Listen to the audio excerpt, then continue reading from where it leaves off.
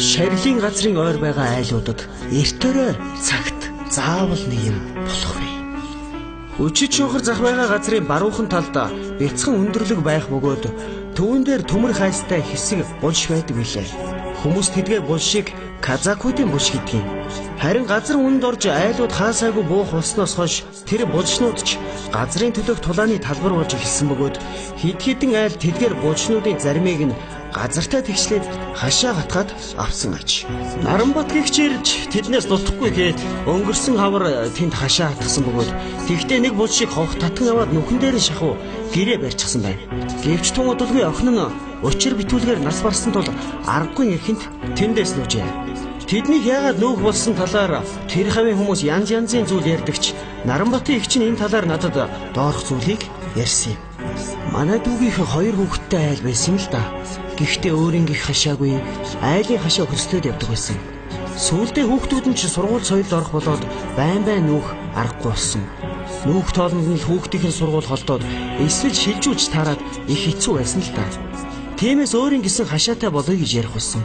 Гэвч хашаа байшин авах мөнгөгүй болохоор дэнжи мянгад байдаг тэр газарт буухаар болсон юм. Урд өмнө нь хүмүүс тэнд шарил байдаг гэд айсан чи газар хувьчлагдсанаас хойш айлууд буучсан байсан. Тэгээд ийм тийм юм яриаггүй болохоор манай дүү тэнд бууя гэж шийдсэн.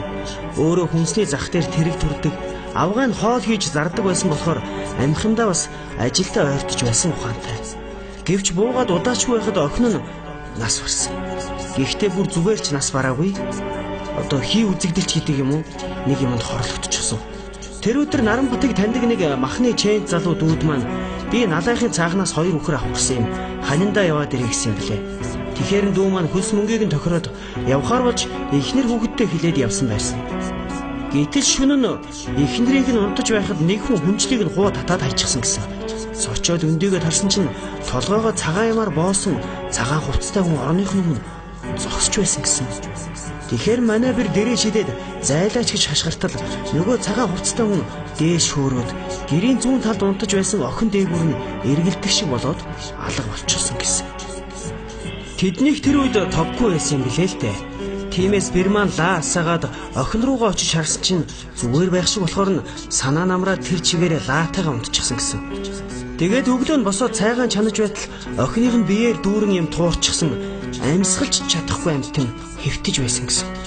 Тэгэхээр нь сандраад охиноо арайхыг хувцлаад өрхийн эмнэлэг дээр очисон чинь кор туссан байна. Бушуухан эмнэлэг твтүүл гэсэн юм лээ. Үүнийг сонсоод тэр над руу ирсэн юм. Би ч сандраад яваад очихлоо охиных нь хамаг хөлс цутгачихсан байдгаараа халуураад байж байсан. 44 хүрчихсэн байсан шүү. Хамгийн ажиглалтай нь биеэр нь туурсан зүйл кор биш юм шиг надад санагдаад байсан. Гэхдээ л эмнэлэг бараадуулъя гээд эмнэлэг твтүүлсэн. Тэр өдрийн үдээс хойш Наранбат ч ирсэн. Тэгтэн эхнэр нь шүн бусын явдлыг хэлээд ланд үзүүлэх гэсэн. Гэтэл манай дүү уурлаад ер зөвшөөрөөгүй. Тэгээд чудлгүй охиных нь би гайгүй болоод эмнэлгээс гарсан юм. Энэ хооронд юу ч болоогүй. Тэгсэн нэг өдөр Наранбат манайд нэлээ халамж зүрдэг юм байна. Тэгснэ надад их л аминчлан байж. Игч минь манай ашинд нэг юм байх шиг байна. Би эртээ чи унтаж байгаад гинт сэрсэн. Тэгээд дээшээ гараад хэвтэж байсан чинь нүдний үзүүрт нэг юм хөдлөх шиг болсон. Тэгэхээр нь харсан чинь хүүхдүүдийн унтаж байсан орны урд яа харахгүй нэг хүн зогсож байснаа намайг хоолоогоо зассан чи алга болчихлоо. Та таньдаг мэддэг хүн байвал арга засал хийлгэж өгөөч. Дулам хандад тагна хийлж болохгүй шүү. Нүүн гээд унана. Бид нар одоо хаана очих вэ гэж хэлсэн.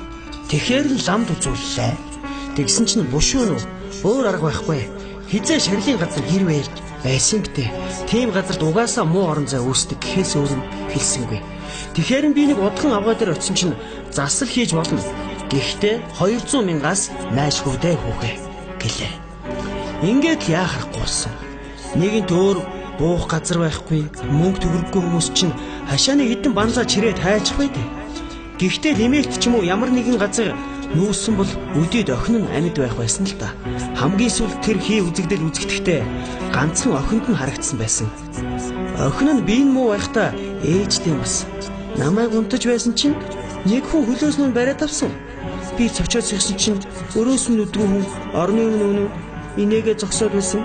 Би айсандаа дуурч чадахгүй хүнжлөөрөө толгоогоо битүүлээд хэвтэж байтал хүнжил сөхөж хайчаад дээрээс харж байснаа алга болчихсон ээжээ гэж ярьж байсан. 10 настай их хөөрхөн охин байсан да. Нас барсныхан дараа ламаар зөндөө явсан. Тэгтэл нэг лам та нар хүнд хорлогдож өгсөн хархилтэй хүний шарилтай ойрхон байна. Тэр хүн их өш хонзон зангидж өгснээс танайхыг оролдоод байгаа юм. Хурдан нүү өөр хүний амийг чавна гэсэн. Тиймээс ун хумгүй нүсэн. Хүнд сэжиг цээр байх хэрэгтэй юм байлаа шүү. Тэгдэггүй бол болохгүй мөлий. Шарилын газрын ойр байгаад айлуудад эрт өрөө хизээ нэгэн цагт заавал нэг юм болох вэ. Манай нэг найзынх 70 давхрын шарилын ойролцоо байдаг юм. Гэтэл эртээд оюутан хүүхэд нь хичээлээсээ орой ирж яваад тасгар биетээр өцгөн үнтэй таарсан гэнлээ. Удалгүй хөөрхий хүнд зодуулаад нас орчихсан. Бас л хий үзэгдэл байсан.